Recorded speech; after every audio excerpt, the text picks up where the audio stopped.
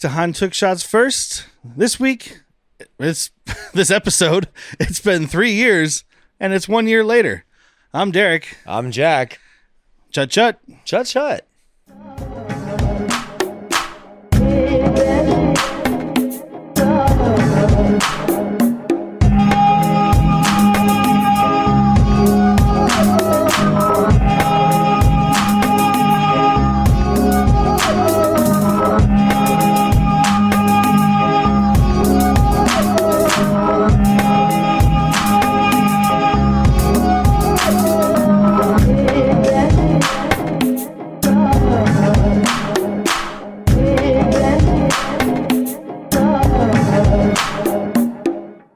Yeah, I started out saying this week, and then I realized we're doing 3 episodes a week for the next month. Yeah, tonight's a little weird because we watched one. Yeah. And then we went and saw Power Man 5000 because I don't know what year it is. It happens. Well, it fits the theme, right?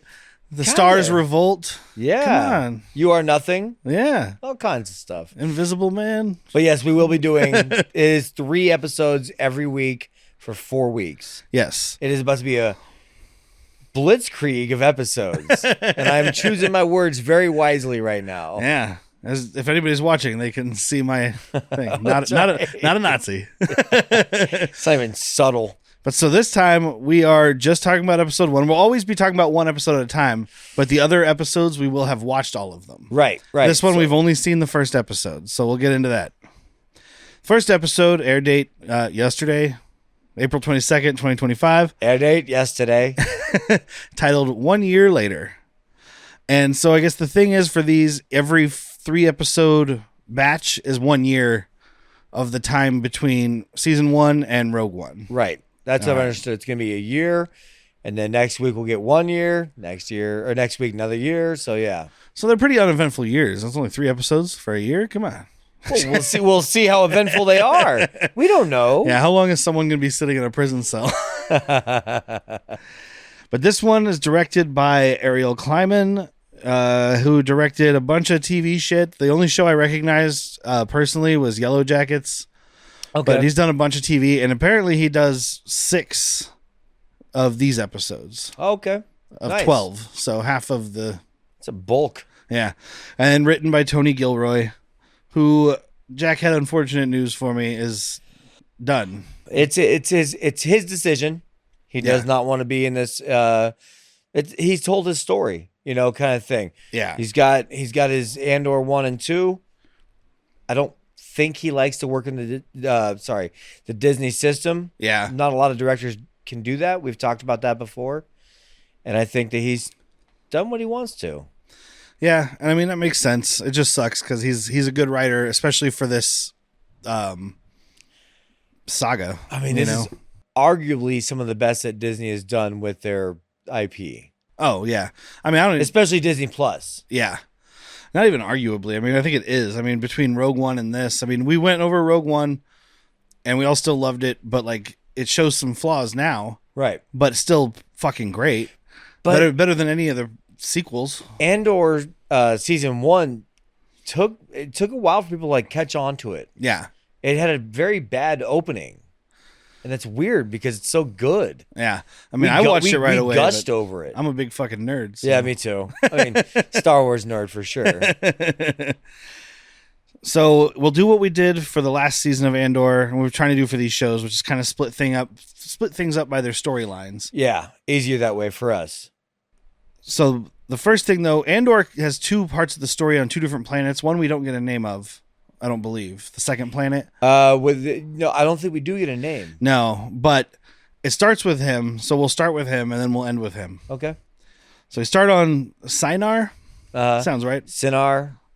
And like right out of the gate, I was like, oh yeah, this is that Star Wars show that fucks. Uh-huh. Because we've got this girl checking out this crazy looking TIE fighter thing, experimental TIE fighter, yeah, which Sinar Yards did a bunch of these. Okay. Like this is a very on the big forefront of shipyards. Like it's a big name. This would be your Ford of the galaxy. Okay. This would be your not Tesla, but your, Well, I mean, they are building stuff for the Empire. This didn't blow up. Not yet. This had all kinds of collisions, didn't blow up. So it's not a Tesla. Krennic came out and he was like, "These windows don't break. Watch me throw this rock at the window," and it just went right through. And he's like, "Fuck." Oh, okay. But yeah, they do a lot of these different ones here, and people that have watched Rebels and Clone Wars, the TIE fighters were the base version. There's a lot of different variants that we could have gotten or did get. Okay, yeah, because I know from the movies, just the fighters and the bombers, right? Pretty much. And I mean, I think Vader's is a little different than the bombers. Vader's, I want to say, is an interceptor because it doesn't have because the bombers have the two cabs too, right? Because I'm assuming there's a pilot and a bomber. Yeah. So or a pilot and a payload. But this is the first ship because we've talked before about how like they just gave their soldiers the cheap shit. Oh yeah. They're like, we don't give a fuck. You're replaceable, right? This thing is not the cheap shit.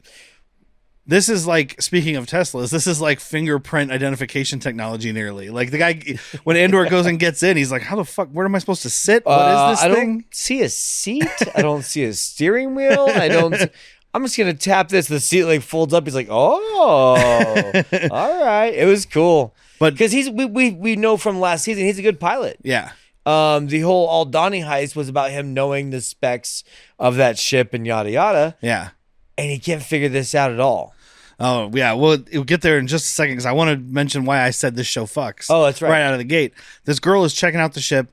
She goes and talks to Andor, who's in a Imperial test pilot outfit. TIE fighter.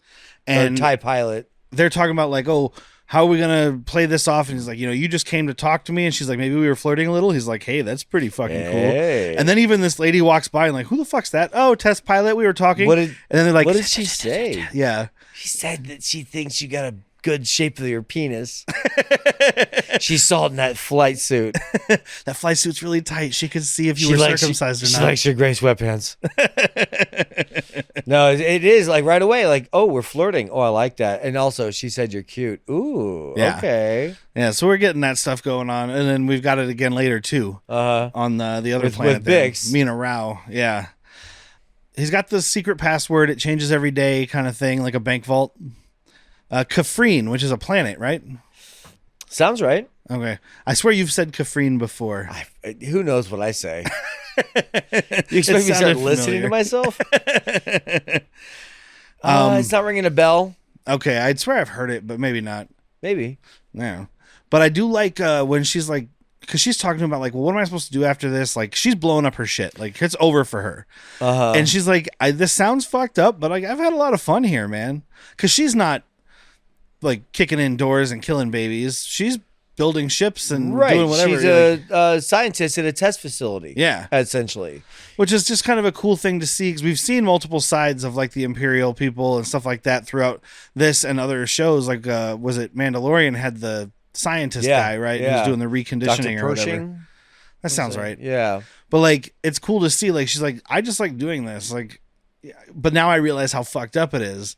It's a great little back and forth because she's like, hey, just like, is this worth it? If I died today, is what I'm doing worth it? You know, it's like, you've been in it for a while. And he gives this speech. He's like, yeah, this right here is worth it. Like we're awakening your real you. You know, you join the Empire because why wouldn't you? Not knowing what it was. But now you see what they're doing. And you can't continue to do that. This is your redemption moment. You know, and he's giving a great speech. I wanted to join. I was in. Get me in the rebellion. Fuck yeah. Wait, hold on. I have to live in the dirt? Oh, I fucking hate sand. It gets everywhere. It's everywhere. I can't do that. Not just me, the women and children too. But like he gets in and doesn't know the controls like we were saying. Does he push a button for the seat or is it just when he sits down it folds up? No, I think he pushes a button. I don't know. Okay. Like, it's like I thought it was like he sat down, it came up and he was like, all right. Hello. But yeah, he has what I wrote down here as a rocky takeoff. That's putting it the lightest you can because he goes straight backwards, all Independence Day. Yeah, with Jeff Goldblum with the backwards. You're obsessed with the fat lady. Stop with the fat lady, and just fucking wrecks this thing. But luckily, it's a machine of death because these stormtroopers come out and he's just like, well, I can mow you down. Like I figured out the guns. This thing has like Gatling guns, double Gatling guns. On the wings, it looks like 4 per panel of these rockets. Yeah, because you see those later. This bottom green, the BFG 9000, the BFG 9000, big fucking gun 9000. That's it. Any Doom players out there know? That's all I could think of because it's a big green blast. And takes out it's a big bada boom. But like, yeah, they're trying to stop him, and he does more than like I wrote Rocky Takeoff when he crashed, when he backed up. But it just goes further and further because he can't figure it out. He's spiraling around the room, smashing into walls. The door is closing now because it's like, hey, something's not right in here. You shouldn't be piloting that. But he takes out all those dudes. We have this fucking Yeti trooper. Okay, so this Yeti trooper looks like the same ones from Solo, and it could just be their climate trooper. Yeah. We've talked before about like shore troopers, snow troopers. There's that same look. It's a very small slit visor, and it's like that fur collar. But yeah, he's got a fucking what our equivalent of like RPG would be. Yeah. And he sidesteps one, but then he's like, fuck, dude, everything's just like powered down out of nowhere. Now what? And then powers right back up at the very last second. BFG 9000 obliterates this guy and most of the door. Yeah. Yeah, that thing goes off, and like he looks to see if, because like there's smoke and shit, and he looks like, did I get the guy? There is nobody there. You got him. He's vaporized. Count him. I don't think his boots are there. Man, then he shoots his way out of there, and there's a little bit of a chase, but he outpilots them, even though he's still learning. Right. It's like if someone was like, hey, have you ever driven stick? And you're like, no. And they're like, cool, well, I'm going to put you in this race with Paul Walker and Vin Diesel. Figure it out. You just yell family out the window. Family. They back off. That was the first one I'm thinking of, though, so that wasn't the big thing yet. All right, fair. It's not family yet. No, I think it speaks to how good this machine is. Yeah. It's not him. This is a fucking I know what's his name? Director Krennic. Director Krennic was a big proponent of better TIE fighters, as was, we'll see him soon, Admiral Thrawn. That was one of his big things in the cartoon, was these kinds of things. Like, let's give him better TIE fighters. Yeah. We're getting outclassed by X-Wings. If you don't give your troops garbage, they can do a better job. Tarkin was the Tarkin doctrine was ruled by fear and numbers. And numbers means mass producing. Yeah. So I do really like this move, though, like, because the thing dies again at the edge of a cliff. Yeah. And there's these two incoming TIE fighters, and he gets it going right as these missiles are coming in, and he does this, like, barrel roll off the cliff. It's pretty fucking sweet. It's sweet to watch, too. And, I mean, like, we won't, as always, like, go through all the action stuff, but I really loved that, like, barrel roll. Yeah. And then just kind of, like, shooting his way out and getting out of there. And then we go to Mina Rao? Question mark? Sure. Seems right. This is what I thought was going to be Lothal, by the way. Just based on the fact that it was very agrarian. Yeah. Yeah. I thought we were going to see Lothal here. We're not. It's Minrao, which is a Outer Rim planet that I don't know anything about and looks like a good place to hide out. Yeah. Outer Rim is where the Empire has little to no presence. Yeah. I mean, even later, because that's where Dave Navarro is. Right? Yeah. Yeah. Dave Navarro's in the Outer Rim for sure. Pierced nipples and everything. He's a big fan of the Rim. He actually got a job out there in the Outer Rim. So he has an Outer Rim job. It's, it's not the Pacific Rim job. It's not the Inner Rim job, but it's an Outer Rim job. And it's this little farm where we have all the rest of our crew, basically. So from the first big season. old Brazo, Bix, Willman, yeah, Willman, and then when we saw all the people we just named, they were all on a ship and they were leaving with like one of the sisters of Ferrix. Oh, and did we mention B2 Emo? Because he's there too. B2 Emo is definitely there, but it's like a black nun that was with him. I don't see. Yeah, she might have just been a person who was moving them from place to place. Could be. She hid them, and now she's got to go find some more people to hide. All right, she's doing the path. Yeah. There's a couple new people. One of them is Talia, who I think is the one. She's the one that. Is she the one that Willman is flirting with? There's two redheaded ladies. There's Talia and Bila. Because one is old enough to be with Brazo. Bila, I think, is the one that's hooking up with Brazo. Okay. And then Talia, I think, is the and other maybe one. Talia's her daughter? But Talia is, like... I looked up her stuff, and I was the only one credit I recognized, but I was like, it all comes back around to Star Wars. Because she's played by a woman named Claire Brown. The only role she had I recognized was in Thor: The Dark World as Volstag's wife. Volstagg was played by Ray Stevenson. Oh, who Balin Skull, rest in pictures, by the way. Yes, rest in pictures. They have an announcement, like official announcement, that it's Rory. Oh, I can't think of the actor's name. No. For those who aren't in the room with us, my wife said Culkin. Culkin, And I'm just imagining Rory Culkin as Balin Skull. It's a Scottish name. It's like McElroy or something. It's did you watch Game of Thrones? Yeah. The Hound. Oh. With the burnt up face. Not only is it actually officially announced, there's footage, like shots of him. Okay. And it looks good, man. I mean, it's gonna be hard to replace him. Ray Stevens was a stud, but you gotta do what you gotta do. Yeah, I mean the Hound has a little bit of a different build, but he is a big dude, so he's big and he's stoic. Yeah, that's important. That's good. I like that. Yeah, that'll probably work. Yeah, but like it was also rumored it was gonna be Sean Bean, but then we know how that's gonna end. So he only makes it one episode in Ahsoka season 2. And then Sean Bean died. Oh, really? and then he betrayed the people he was working with, and then he died. It's one or the other, dude. He can do both. Boromir, come on. All right. He didn't. Never mind. We're not getting into that. He tried to take the ring for himself. That's a different for a nerddom. little bit. Yeah, we know how the One Ring works. He's definitely giving it back. Anyway, different nerddom. We'll start another podcast. Lord of the podcast. I have nothing better to do. Why not just add a 9th or 10th episode a month? But it's Bix is having this bad dream. We see it from the view of this person who's stalking through, which is the Dr. Gorst from the first season that was torturing her. Uh-huh. And I didn't recognize him right away. I had to pull up IMDb for that, but they just showed his reflection. Like he saw his own reflection. And I was like, well, that looks like a bad guy. This he's moving as a bad guy. He's looking as a bad guy. There's nothing else you could be. I mean, he's like if Jack Skellington was less happy. Human version of Jack Skellington, less happy. Got it. But apparently she's been having these bad dreams. That's kind of the whole thing. There's the little bit more there. We find out Willman is thirsty.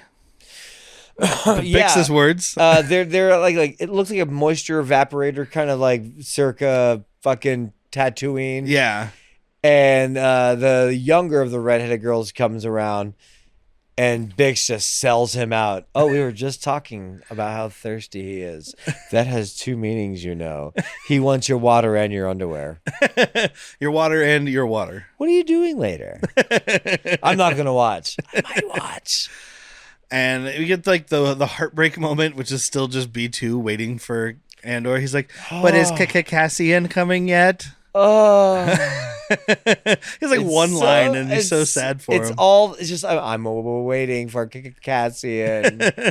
I did like when they were doing the establishing shot of the little room where they're all sleeping. Yeah. Because you can't quite see everybody because they're in bed. This is Starfield Outpost, by the way. Oh, yeah. 100%. This is like the most minimal Starfield Outpost, and I love it. Because it does seem like whatever planet they're on, or you said the name, we know that they are not like in the city. They are very remote. Yeah. Because we do see coming up, I think, just a little bit after what you're talking about.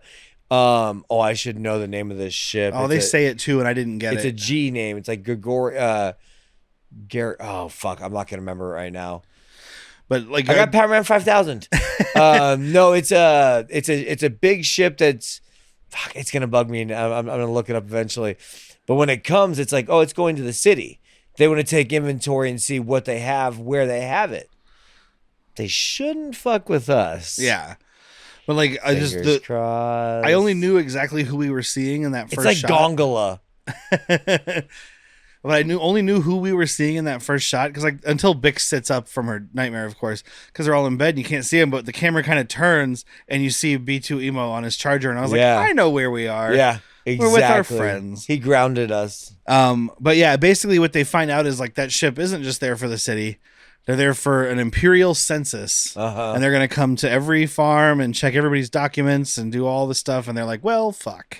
Which is just very imperial. Yeah. It's like, hey, we're just doing a census. No, you're just looking for fucking people you can round up. Yeah. That's all. Yeah. And I mean, well, then the next thing we get into leans into that imperial Nazi-ness, because it's at the Malthine Divide, which doesn't say what planet it is. Maybe it's Gorman. Maybe they're in like an outpost on Gorman. I don't think so, because Gorman looks very different than this. This looks like the planet from Han Solo, the Solo movie. Yeah. Vandor. I want to say Vandor. It looks like on Vandor. Dude, I have a Vandor. I have a couple Vandors. How lazy is naming where it's like, we can't call it Andor. We can call it Vandor. No, but and then its neighboring planet Truckdor. Meet me on Cardor. Meet me in Hatchback. Meet me on. They don't have motorcycle doors. But it doesn't say what planet. It just says the something divide. Yeah. And my first guess is, why not be on this very remote planet? Yeah, with which even if the planet, you don't even know how remote the planet is, but these are like way out in the mountains, just like the train from Solo. Exactly. So it's like it's not easy to get to. I mean, everybody's got a spaceship, but you can see everything coming from where you're gonna land. Yeah, exactly. I'll blow you up before you land. I did see an article online already about this base where they're having this meeting, and it said looks like it's modeled. It hasn't been confirmed or anything, but I showed you the pictures. Oh, it's confirmed. It is the Eagle's Nest, 100%. Which was Hitler's summer home? Personal like castle. Okay. Towards the end of the war, like Hitler wasn't there, obviously. He died in that bunker. But there was no one, like the big thing was that the American troops kept pushing forward because the SS was supposed to have an ambush form at Eagle's Nest. Ended up being just less and less people than they ever thought. Okay. But the rumors were like Hitler and his SS are held up here, and it's the last bastion of Nazism. And then the other one it's supposed to look like is in Austria. It's the Hohenwerfen Castle, which was another Nazi Say it again. Outpost. Hohenwerfen? Hohenwerfen? Hohenwerfen? Sehr gut. I'll probably just put the pictures on the thing. Let me see if you can. Yeah, I'll just put them up. Yeah. But it looks exactly like a combo of those two. And it's director Krennic. Yeah. Who's head Nazi? And exactly 15 other people. Yeah. Right? Or 15 total. 15 people total. Which is mirroring the Wannsee convention. Yeah, which is how the Nazis decided to deal with the Jewish question. Yes, it's the luncheon where they came up with the final solution, which actually makes it even worse than it already was. Watching this, because you have these people talking about how to deal with the Gorman, and they're all just snacking on cakes. This one dude he's like, why not just introduce a plague? Blah, blah, blah, blah. Yeah. Why not just like introduce some sort of blah, blah, blah, blah. He's just like he's Snack Daniels while he's talking about how to exterminate an entire fucking planet. Or 800,000 of them. Yeah. Yeah, because like the whole thing is, and I do really like, so Krennic starts out with his speech about like, you don't tell your superiors, you don't tell your friends, you don't tell anybody. This is fucking directly from the Emperor. Yeah. If your superiors are going to find out, they're going to find out from the Emperor, not from you. Yeah. And if there is any security breach, you answer to the fucking Emperor, dude. Which means you're going to get your balls shocked. Even if you're a girl. I love this like 50s like newsreel thing that he plays in Star Wars. 100%. Like, is it our first commercial in Star Wars? No, we had in Solo. We had the join the Empire. Oh, that's Come right. get shot in the face. Join us as a trained bullet dodger. Sorry, bolt dodger. Well, and then of course there's the famous commercials from New Hope, but only if you watched it in Chile. Where like he's like, your father left this for you. Oh, is that a Mexican lager? Your father wanted me to give you this cerveza cristal. If you don't know what we're talking about, there are some wild Chilean ads thrown into Star Wars, and not as ad breaks. And not his added into the movie. Like Luke reaches in to grab a lightsaber that was his father's, and it's a fucking cerveza cristal. Pulls out an icy cold cerveza cristal. It's a Star Wars I want to watch. But yeah, this thing is like, chances are you know Gorman Twill and you love Gorman Twill. It's fucking awesome. It's made by spiders. Did you know that? Like, did you know that? These spiders work from day till night like you should. It struck me, I mean, I know this is their kind of MO on Fallout, but it struck me as a Fallout ad. Oh, absolutely. Where it's not just like a 50s newsreel, but it's like a 50s newsreel that's supposed to be funny because it's subversive and kind of hammy. Yeah, it's like it's making a joke out of what those were. And I really liked it. I like how he turns it on and everybody's like, did he just? Because he's like, we're having this very important meeting, and he rolls in the projector. It's like when you're a kid, and you're like, oh shit, we're watching a movie today. Imagine your mean teacher that's just such a bitch rolls into fucking the movie theater thing or the VHS. Like, what? Sister Dorothea's doing that? Sister Dorothea. That's not her. That's not her move. Your Catholic school is showing, dude. I know. But these spiders are called Gorlectopods. I'm only going to mention it because I'm sure it'll come up. It's gonna be a big deal. The big thing is, like, Krennic says, like, Gorman is of great interest to the Empire, not just for spiders. Sintra something? Deep substrate something calcite. Calcite. I wrote it down in my phone, but my notes changed it to follicles. Okay, I don't think it's deep substrate follicles of calcite. It's not. But yeah, it's calcite is what they're looking for, Calcite. which he describes in knowing how the last one ended and that the things they were building were for the Death Star. He's like, these are reflectors for this thing on some new station, and you're like, okay, so this is another thing to make the fucking gun work. Because he wants to be energy independent. That's the whole Empire's unlimited thing right now. Power. Thank you. Unlimited power. Unlimited power. And they've researched in his mind. They've wasted money on researching alternative, artificial, substitute. Like, he has all kinds of words for it. He's like, but here's this place that has what we need. Look, solar, wind, electric, none of that works. We need more fossil fuels, even if it kills an entire planet. It's almost like if the real world had wars based on fuels. It's like what you're saying, but close. Like, there's always, and I'm sure some people get annoyed, and we might have lost people because we make jokes about politics. So does Star Wars. But Star Wars always talks about politics, but this whole Krennic section especially is very heavy-handed. Oh, yeah. Oh, yeah. I do love these marketing dudes whose names I didn't get, so I couldn't look them up. One of them seemed familiar, but but the name of the Ministry of Enlightenment? Yeah. The Ministry of Enlightenment. Like, and they're just ad execs. This is Don Draper. It's a PR firm.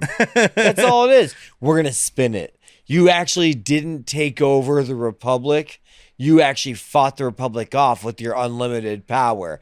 And you didn't shock Mace Windu. He shocked you. Your face is actually like that because you're the victim, man. And I do love, they're like, because everybody's like, what the fuck are these guys doing here? Because this is where we have, and oh God, I meant to look up the names and I forgot. The woman from the first one, Dedra, and her boss, the guy from Game of Thrones. Yeah. Oh fuck. It's not Quagmire. But yes, I know you're talking they're about. there, and they're the ones we recognize. But like, so it's high up asshole people, and there's these two fucking marketing dudes, and they're like, "What the fuck?" I love it. But this guy's even director at one point. He's like, "Okay, that's enough of your shit. We get it," because they're like, "Who do you think spun this?" Well, and that's their thing. They're like, everything you know about Gorman, you know from us. Like, oh, do you think that these Gorman rebels killed this highly decorated naval officer and did this and this? No, we did that to cover up some other shit that was going on. And like, so they're like ad execs to the worst degree because they're like, yeah, we killed that dude. No big deal. It's the Ministry of Enlightenment, man. But yeah, the one dude does say stage a natural disaster or a plague. That was the only thing I wrote from that. And the other segment. guy just looked at me. He's like, "It gets out of hand." Yeah, because you can see where I'm that goes. not saying no it takes because too of the long. morals. Like, yeah, it's just that's rough. Yeah, It gets unpredictable. We can't control that. We do have one guy tell the Game of Thrones dude, whose name I'll have next episode, guys. Yeah. Fuck. He's the one that kills Robb Stark. That's all I know. He does the Red Wedding. It's a Q name. It's Qyburn in Game of Thrones. That's not helping us now. Okay. But this one dude tells him, because he's like, hey, but we don't really have much of a presence on Gorman. This is going to be a little tough, because they're basically like, we're taking this Calcite no matter what. Yeah. And yeah, the amount we want to take might make the planet collapse and everybody die. Big deal. Sure. You know, and he's like, but we don't really have a military force there. And the guy tells him that they're building an armory in Palmo, which is the capital. And I only want to mention this because it comes Game up. of Thrones guy, though, is like, he's shocked. He's like, wait, excuse me? We're doing what now? Because it doesn't sound like the Gormans and the Empire have a great relationship. It's just a trade relationship, and that's as far as they're willing to take it. So shock to him. I like the scene a lot with director and Dedra, where he's like, what do you got to say? It's like, I don't know, man. I'm still trying to form my opinion. And he's like, you're really bad at hiding it. You had an opinion before they even fucking finished talking. Yeah. What's your assessment? He's like, I literally asked for you personally, and I saw it in your face the second they started talking. Like, you're here because I picked you, dude. Yeah. And she's just like, you need Gorman rebels that you can trust to do the wrong thing. Yeah. Meaning escalate. Yeah. Escalate so the Empire can crack down. We need a reason to bury this planet. Which I had a prediction before this came out that Luthen Rael was going to do a very similar thing. I'm wrong. Empire does it. Yeah. I mean, he could easily, he finds out about it and starts fanning the flames because he's like, hey, this will give us a chance to do some shit we got to do. True. Because he doesn't give a fuck. But it's the Empire doing it here. Yeah. Like, please fuck around so you can find out. Yeah. And then we have the other storyline, which is real short in this one. It's on Chandrilla, which is cool to see for the first time, as far as I know. My first. Okay. And maybe I'm missing a cartoon, but I don't think I am.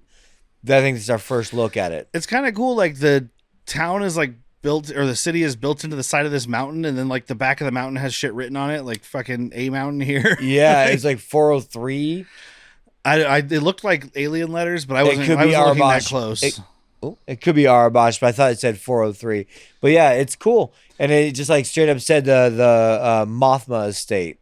Yeah. So it's this big thing, like you just live with your entire family because it's huge. Yeah. And it's not like a big house, it's a big village. Yeah, so you don't run into each other. You don't have a house, you have a compound. Yeah. And it's Leda's wedding. Uh-huh. Which is apparently 3 days. To Skolden's son. Davro Skolden. Davro Skolden. A.K.A. Michael Shannon Willem Dafoe. Yeah, exactly. And like, so Leda is Mon Mothma's daughter. Perrin is her husband. Vel is there. That's the cousin who's been working with Luthen. We kind of just see all the political players here. Like, it's Vel, it's Mon Mothma, it's Tay. Yes. And Luthen shows up, and I just love that, like, she's standing on the thing, and she doesn't even see a ship. She hears it. Do you notice that? She hears a certain thing and like perks up and is like, oh, fuck. She hears that hull craft and she's like, oh, fuck. I only know one guy who has a ship powered by kyber crystals. And it's like, what are you doing here? And he's like, that's a surprise, which seems ominous. And then Skolden shows up and he's like, oh, she saw you, but it's supposed to be a surprise. So they have something going on, but it's not a Luthen surprise. We hear from Luthen's Betty Page assistant. Clea, where she's like, Skolden bought something off us. I don't know anything else. Yeah. Because everybody's like, what the fuck are you doing here? It's like, our job. Yeah. I got paid to bring a monument over here or whatever. Yeah, so they have something for that. But it's like, at first she sees him and he's like, I have a surprise. And she's like, not right now. Not like this. We do find out that they have heard no word from Cassian, who we know is on another planet. We'll get to that in a minute. Yep. Talk about his friend with an awesome name. we kind of get everybody paired off. Like, you have Perrin and Skulden off on one side, both douchey fucking rich assholes talking their rich shit. Actually, they're talking about how that kid can't handle Leda. Yeah.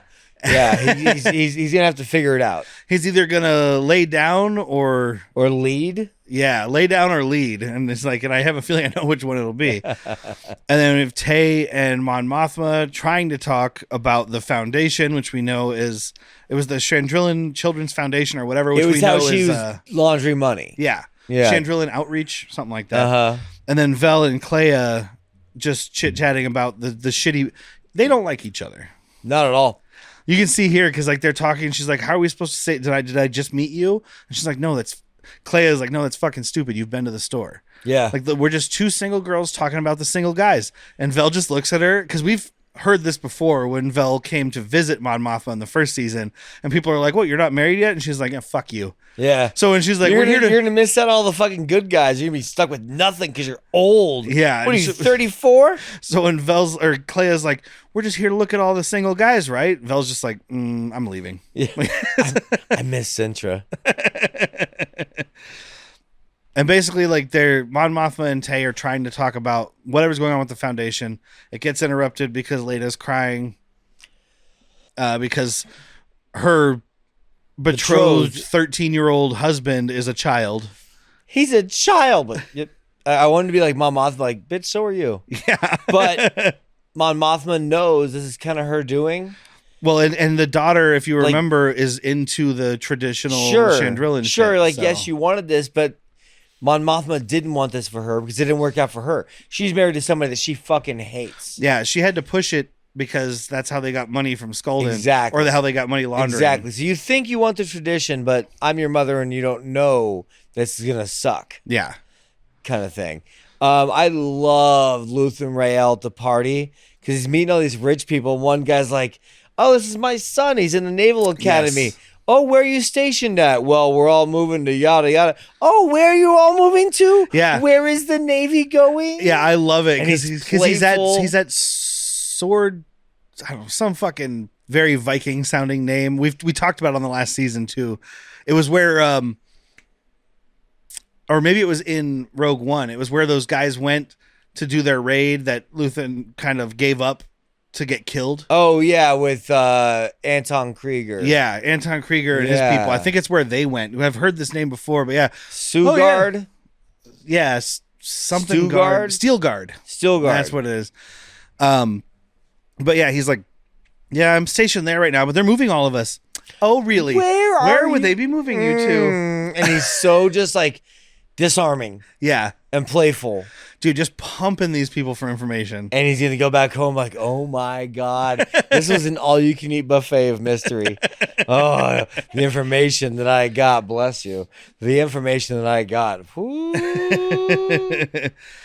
And then we'll pick back up with Andor, who didn't crash land. He doesn't land smoothly. It's Independence Day. Like he hovers over, it's like, and yeah. And he intentionally landed. Yes. Just harder than he intended. It's like when you go to sit down, but it's a shorter chair than you thought it was. Here we go. And he gets there and he's looking for Porco. My note here says looking for Porco, parentheses, better be a fat guy. It has to be Porco. We know Porkins. We know the history of the name. I had the subtitles on, you didn't. And it is Porko. So I heard it was Porco. I didn't expect it to be spelled like that. I like throw a U in there. Like P-O-U.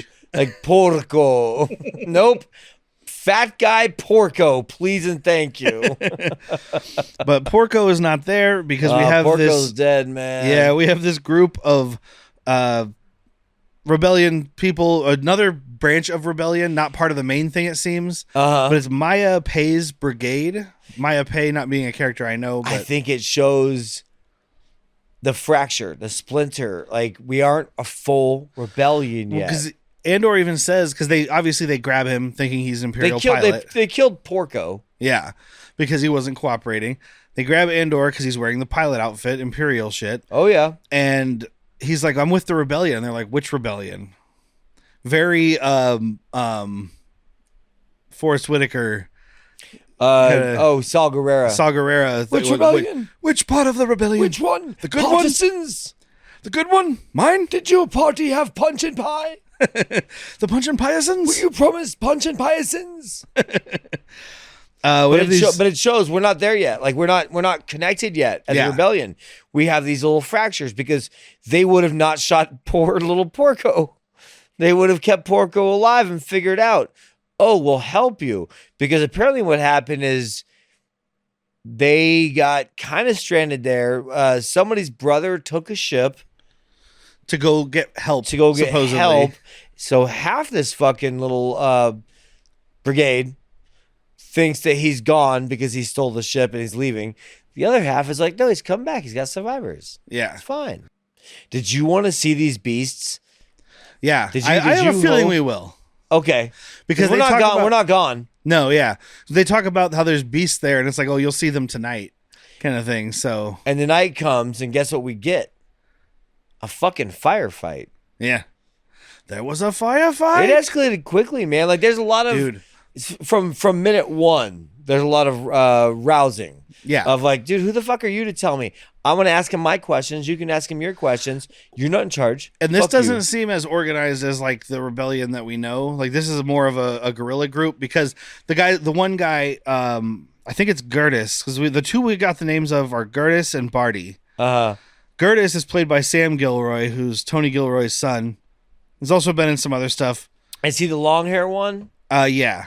Okay. He's also been in some other stuff, but a lot of it was Tony Gilroy stuff. He was in the Bourne Legacy, but like unnamed parts, like sure. The name of his job kind of thing. Bourne Legacy, Michael Clayton. He also had a part in The Day the Earth Stood Still, the Keanu Reeves one. Okay. And he had a name, Tom, but I saw that movie once and hope to never see it again. Tom. So I know a Keanu. I don't think that was his name in the movie. But he's like, I was always her second in command, dude. Like, so I should be taking over. And everybody else is like, I never saw that. I never heard that. Of course, you didn't hear it. You were hiding in the fucking bunker. Yeah. And this other guy, Barty, is played by a guy named Benjamin Norris, who was in a handful of episodes from Superstore. Did you say Norris? Yeah. I don't think he's part of that Norris. All right. But he was in a handful of episodes of Superstore, Abbott Elementary, some other stuff. So he's a TV guy. But I like when they first get Andor, he gets off the ship and they're like, you're surrounded by 15 blasters. You have to tell him that? You have to tell him exactly how many blasters? You could just... But he's the enemy. Yeah, don't tell him how many of them. You could have said you're surrounded by blasters. You have to tell him 15. It is from sentence one, it's like, oh, Andor's outclassing you. Yeah. And he even tries with a big fella for a little bit. He's like, he looks and the big guy's like, you wouldn't make it. He's like, not alone? Me and you, though. Yeah. Oh, God, there was something with him that I wanted to mention. Do they think you're stupid? Oh, that's what it was. Because he kind of starts convincing. I think this is how he's able to get the guy to kind of listen to him, the big dude who's guarding him. Yeah. When they're all off arguing. Because he's like, hey, 2 days without food will make anybody cranky. And the guy's like, how long you know we've been here? Yeah, how do you know we've been here 2 days? Well, because you weren't here 3 days ago when I left. Yep. Because it's like, well, have you been watching us? No, I was here 3 days ago. Like I left. You weren't here. I come back. You are here. His story is starting to add up. So maybe we trust this guy. Yeah. And that's when he figures out. He's like, you're the Maya brigade. Yeah. And like they've been fucking with the ship, trying to get it to work. The girl there that's doing all she's like their mechanic or their ship person.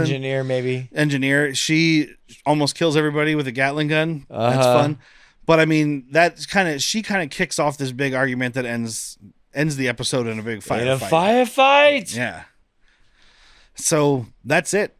Basically, it's like, here's where all your chess pieces are. See you soon. That's some good chess pieces, man. Yeah. I'm excited. Yeah, I really wanted to go to that concert tonight. I know. I also really wanted to keep watching. I really wanted to keep watching. If I wouldn't have already bought my ticket, and same with you, like, let's just not go. But here we are. It's fine. We'll see it soon. Yeah. I'll probably watch it as soon as we turn this off. Yeah. I'm catching an Uber home. I got to edit. You have no time. Yeah, that's it. I mean, we usually do Are You Intrigued? But it's Andor, so of course we are. Of course we're intrigued. I think we're picking up pretty seamless from where we were. Yeah. That's a big deal because it's been years. Yeah, This could easily be hiccup. When did the first season take place? Do you remember time-wise? Because this starts with 4 BBY, which I have a feeling is going to be for each episode or each arc. That way it's 4 BBY, 3 BBY, I don't know if we ever 2 got BBY. a date, but we knew it was pre-Rogue One, obviously. Yeah. So yeah, I want to say we're like 6 BBY. Yeah, probably at least a year or two before all this. But I mean, because like it seems like Andor is pretty much in with Luthen now. Because at the end of the last one, they were even still kind of at each other's throats. But it was like, well, I mean, the last thing we saw was he gives the gun. Yeah, and he's like, "Fucking kill me or take me in, like to your circle." Yeah, not don't take me in. Please don't. Don't turn me in, just dude. kill me. All right, no, you misunderstood what I meant. So yeah, man, fucking much excite. Let's turn this off so we can watch some more. Yeah. So remember, guys, stay tuned. Mark the little bell if you watch this on YouTube, or click subscribe if you whatever you click. I don't follow on a podcast app, because we're gonna have 2 more episodes coming before next Tuesday to cover episodes 2 and 3, and then again 3 a week after that. So we got 12 episodes for you in the next 4 weeks, just like they did. Only ours will take less time to produce. Yes. I've been Derek. I'm Jack. Who sent you? What brigade? What rebellion? My rebellion?